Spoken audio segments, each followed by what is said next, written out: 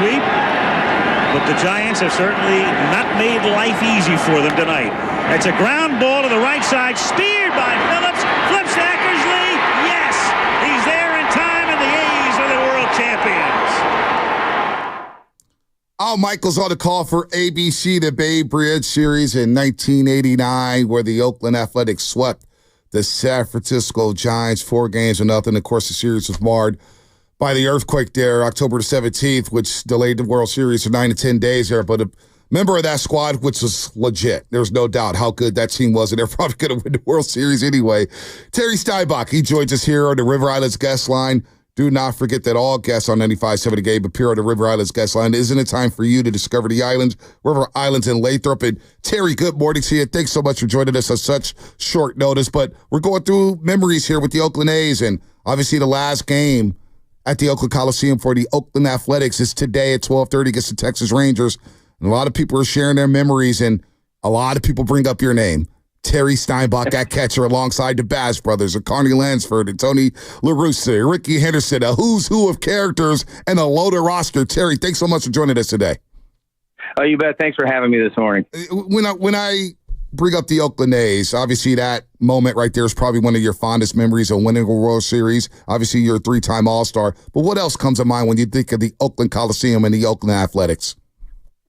I just think, in the era that we played, during my 11-year span out there with the Haas family, with Tony La Russa, with Sandy Allison, our GM, and all that, what I remember was just the great atmosphere that the Oakland Coliseum carried, the fans that came out there, the energy that they brought. And I was out there this past weekend, for a alumni event, and I'll never. I tell the story all the time when I went to Minnesota, and then we're going back out to Oakland to play, and my Minnesota teammates are going, "Oh, those fans are nasty out there," and I'm like, "What? The Oakland A's fans nasty? No way, But then when you go out there as a visitor, all right, and you're taking BP and you're shaking, and I can hear how intense and how enthused our fans were, and then I could go back to my Minnesota teammates at that time. Yeah, okay, I guess I know what you're talking about. But when we were playing out here, the fans were fantastic. So, you're drafted by the A's, and your 88, 89, 90 teams were just, they were unbelievable, unfreaking believable. And when I think about those teams, it was like star-studded. I was a Giants fan growing up, and it's like, wow, you got Mark McGwire, and you got Jose Canseco, and Ricky Henderson, and yourself, and I believe you were an All-Star Game MVP. It's like Dennis Eckersley, Tony La Russa. To say that you guys were star-studded and at the top of the sport is an understatement. What was it like being a part of those teams? It was fantastic. That probably is close to a rock star status, that I've ever been with the cast of characters that you mentioned. You got to throw, Dave Stewart and Ricky Henderson in there as well. Some local boys, but it was a real cool time to be playing. And it's you don't realize that while you're playing. Tony did a great job of trying to keep everybody focused on what our mission was, and our mission was very simple. It was just win. Tony didn't have a lot of rules. He didn't really care a lot. He said, look, just go out there and win. Play hard, try hard, and care about what you do. So we just went out there and we're having a good time. Defense is doing what they're supposed to do. Our pitchers are doing what they're supposed to do. The offense, is doing what they're supposed to do, whether it's move a guy over or get a guy in. We were just out this weekend with Carney and Ricky, and we used to laugh, how Ricky would get on first, Carney would take a pitch or two, he would steal second, Carney would hit him over third, and then Dave Henderson would come in and drive him in, and we're winning 1-0. And it's not till this many years after we've been gone, and with what's happening to the Coliseum, that you really get a great chance to reflect, on, man, we were pretty good. We did do a lot of good things, and you look at some of the numbers and home runs and defense, and it's like, yeah, that was a fun time to be out there playing. No doubt. We're talking to Terry Steinbach, an All-Star Game MVP, 3-time All-Star, and of course a World Series champ with the A's in 1989. So I don't want to leave yourself short because you caught a lot of those great pitchers. You brought up Dave Stewart, one of the greatest postseason pitchers in my history, in my lifetime, for sure. You caught Bob Welch, who won 27 games one season. Dennis Eckersley, who I think walked like 12 dudes in 4 years. So for you being behind a backstop, what was it like catching these great pitchers? Storm Davis was on his staff at one point. What was it like for you to catch these legends that Dave Stewart, Eckersley, Welch, and they're on and on and on? You guys had great pitching to go alongside that great lineup. Yeah, we got to throw Mike Moore out there, too. Him and Stu were game 1, game 2, game 3, game 4 winners in 89. Mm-hmm. But it was fun. I mean, I guess, and for me personally, my timing getting into the big leagues couldn't have been better. So here I'm a 1 to 2 to 3 year rookie, catcher, and I'm catching a staff like that. And they were gracious enough to work with me. Dave Duncan, our pitching coach, Renee Latchman, our catching coach. And we spent a lot of time, learning the art of game calling, learning how to run a staff, learning when to go out there and kick a guy in the butt, and learning when to go out there and calm a guy down. And, I give tons of credit to my 14-year career based on having those veteran pitchers, those fun guys that taught me, hey, this is how the game is played. This is what you have to do. And it doesn't mean there was a controversy. There was a couple of times I'd go out to talk to Stu on the mound, Dunk and Tony saying, hey, go talk to him. And I'd go out there and Stu would be like, Steiny, what the hell are you doing out here? I go, well, dang it, Stu, if you'd be getting guys out, I wouldn't have to come out here. And they go, turn around and go back there and catch it. So no, we had a lot of fun. And it was a fantastic staff to catch. Yeah, Terry, you said you saw a bunch of the guys before, and just what's the sentiment? What's the sentiment from people that spent a big chunk of their primes as baseball players at that stadium in this community? Some of them, like Dave Stewart and Ricky Henderson, from the community originally. What's the sentiment about just what's happening right now? It really sunk in this past weekend. I mean, I was out there a month and a half ago for the A's Hall of Fame induction and playing the Giants, and that was very, very hectic. Yeah, it's the last season. Yeah, okay. But, there's still like a month and a half left. But when we went out there on Sunday for the last alumni weekend, it happened to be a home game with the Yankees, and you're walking around the field and you're seeing, hey, this is it. We're talking to so many A's employees that we knew, security guards and parking lot attendants and front office people. And a lot of them, October 31st is it. And we're like, what? I mean, some of these guys have been here 30, 40 years. We knew our kids grew up in that ballpark. So when we went out to this weekend, it was very sentimental. It kind of hits you that this is it. I mean, our careers, what we did, big part of our family upbringing, was all took place in that stadium. And now, without getting into the political aspect or whatever, right. But this is it. It's today at 2:30. That's the last time games will be played out there. Terry, you brought up the Haas family and you brought up Sandy Alderson, and obviously that front office, that ownership group were very involved, and they were really intense about winning, and they wanted to win at the highest level. When you look at what's happened over the last decade with this ownership group, John Fisher and Dave Calvel, what comes to your mind? Because it is really sad that you have an owner who's been basically absent throughout this entire stretch and it's kind of hid there. What is it like as a player to know that you got an absentee owner? I'm sure you never played for one because you went to the Twins afterwards and they have a great ownership group. But what is it like from afar to watch an owner not give a damn about his organization? See, it's hard to comment because you're not there. I read what people are writing and you listen to things that are being said. And for us, experiencing what we did with the Haas family was just through the roof. I mean, we had Mr. Haas would ask Tony, hey, do you think the players would mind if I come on the field and stand behind the backstop and watch guys take BP? I don't want to bother anybody. We're like, well, Mr. Haas, you're the owner. I mean, yeah, absolutely, come on down. And he was very, very approachable. He was very friendly. He was obviously very engaged with the fans. And if we needed a player, I'll never forget in '89 when we picked up Ricky halfway through the season. I mean, it was like, hey, Tony goes to Sandy goes to Mr. Haas. Hey, if we can get Ricky, we think we can win that World Series championship.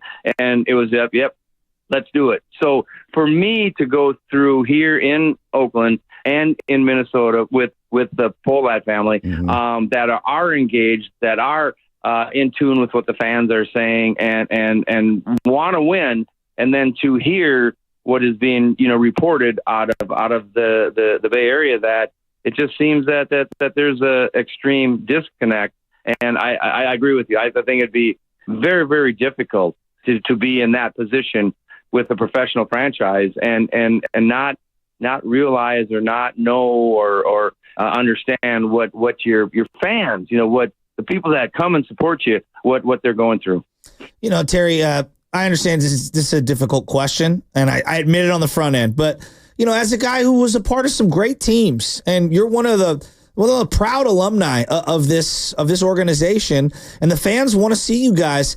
Do you feel like they've done a good enough job, this ownership group, kind of, celebrating their past and making people like yourself feel welcome and a part of not just the present, but the future, and indoctrinating the new generation of fans to what their old legacies were? I'm going to say, yeah. I mean, we've had our reunion teams. We've had our, I was fortunate to be on the top 50 player celebration that they had.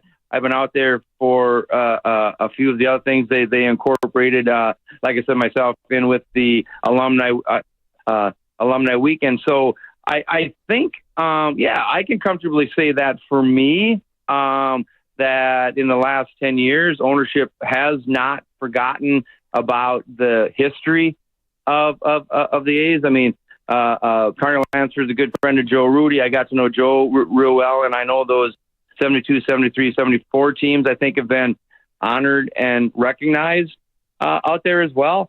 I guess the question would be, where do we go from here? What happens to that rich history? What happens to that winning tradition? What happens to the legacy that, 30 years of A's baseball?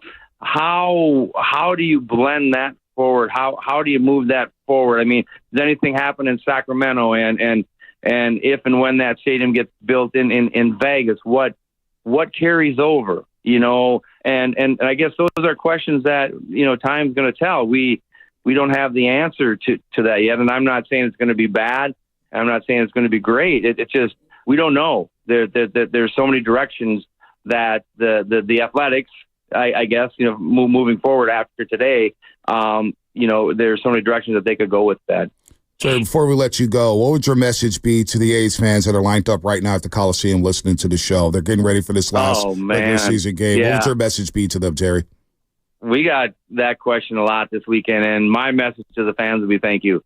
I mean, the era that we played, we wouldn't have won our championships. We wouldn't have been as successful as we were if it weren't for our fans. And I'm going to tell you a quick story here. I do a lot with ALS here in Minnesota. Kent Herbeck's dad died of ALS, and I told him that, hey, I got to catch an early flight Sunday to get out to the Coliseum for the last Sunday day game there.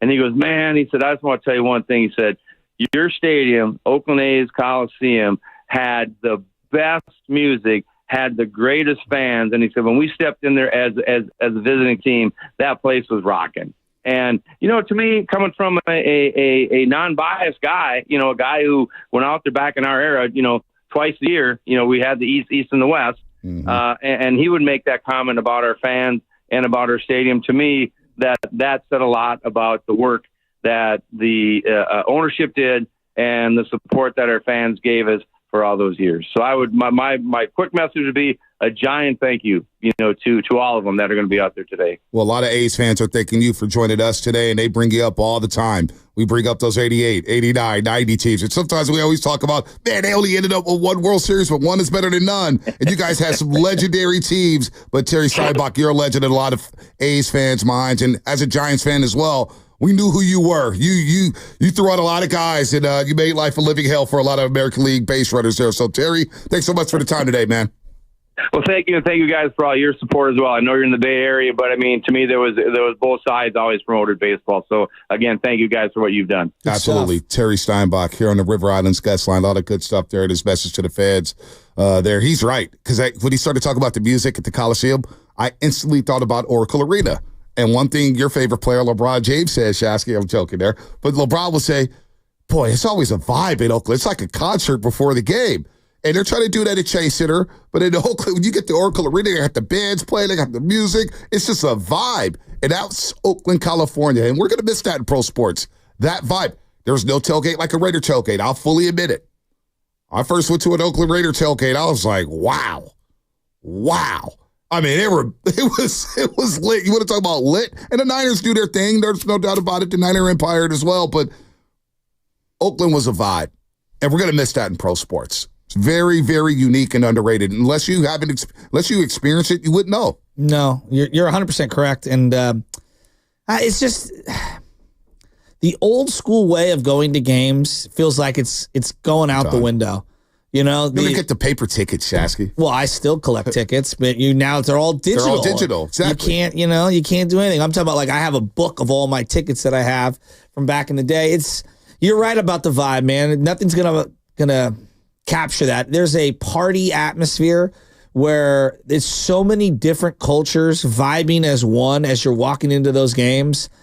I mean, is there a better stretch walking in than getting off of BART, going over that bridge, and feeling, smelling, sensing the aromas that are out? Man. It's its own little thing. I don't know how else to describe it. Just as a fan of the game, Big Dog City has season tickets at the Coliseum for Raider game. So Big Dog is he's one of my best friends, my brother. And he's one of the most frugal individuals I know. He will try to cut costs and all. I mean, the guy, I will be to put his business out there. Slap the guy. Yeah, I don't mean to put his business out there. When he's going to like Baltimore Ravens games every other week. Well, when you take Spirit Airlines, you can go do that. I know Spirit flied that far. So no, he's holding the door shut as it's landing off to save $3. Big Dog will get to point A to point B without a problem, no matter what. But we would, obviously you don't want to park in the Coliseum, so we'd have to walk that bridge, and walking in there, you hear Raiders. And you're like, oh, here we go again. I'll wear my Niner beanie to let them know, like, hey, I'm a Niner fan, but I'm just enjoying the NFL. But there's a lot of fun games we watched there, man. And the vibe, I'm telling you, man, the vibe there, watching LT score touchdowns and Raider fans walking out disappointed, then they start instantly talking trash to you. They won some big games there. I think they had a game against the Lions, and they thought they were back. The Raider fans thought they were back. The Lions did something stupid at the goal line. You remember what I'm talking? Yeah. Matt Stafford, I don't think they could get it in at the end of the game. Yep. And then Hunter Renfrow had the game-winning touchdown as a rookie, I think. Yep. Let me guess, Brandon Pettigrew was blocking for a Matt Stafford team. Probably. Pettigrew, always available in fantasy to get you either 2 points or 9. Oh, nothing more, nothing less. Oh, man. I don't think Vanden Bosch was there anymore. Who was the running back for the? This is gonna drive me nuts. Joik Bell. Joik Bell was sick. I was going. Joik Bell had a run. I was going. Just one of those random ones. He was good though. Him and Reggie Bush. They were splitting carries. Joik Bell had a year. He had a run. He had a year. Joik Bell had a run in Detroit. He had a year. He did. Joik Bell had a run. No, he had a couple years. Joik Bell was sick. He had a year. He did not have a couple. Oh man. So hopefully the vibe, Oakland A's fans could just recreate that vibe one last time today at the Coliseum as they shed tears, as they get emotional over the last game at the Coliseum. Hopefully they could feel that vibe one more time in that parking lot there at the Oakland Coliseum. Let's squeeze in a couple calls before the break. Joik Bell had 1 year of 800 yards. He was sick. He was